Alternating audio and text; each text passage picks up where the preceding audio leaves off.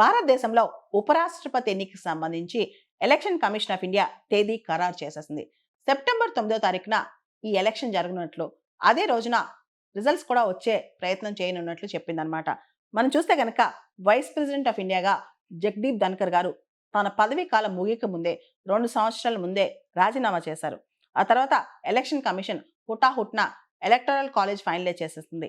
September 9వ తారీఖు ఎన్నిక జరుగుతుంది.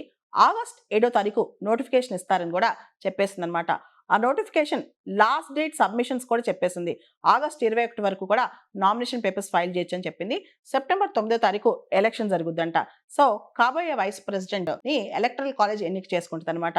దీనిలో రాజ్యసభ నుంచి 233 మంది ఇండైరెక్ట్లీ ఎలక్టెడ్ ఎంపీస్ ఉంటారు. 12 మంది నామినేటెడ్ ఎంపీస్ ఉంటారు. తర్వాత లోక్సభ నుంచి ఎవరైతే ప్రత్యక్షంగా ఎన్నికారో వాళ్ళందరూ ఉంటారనమాట. ఓవరాల్ గా వైస్ ప్రెసిడెంట్ ఎన్నికకి సంబంధించి ఎలక్టరల్ కాలేజ్లో 788 మంది సభ్యులు ఉన్నారు. దానిలో 782 మంది ఓటేస్తారంట. సో భారత వైస్ ప్రెసిడెంట్ గా ఎవరు గెలుస్తారో సెప్టెంబర్ 9వ తారీఖు రాత్రి కల్లా మనకు తెలిసిపోతుంది.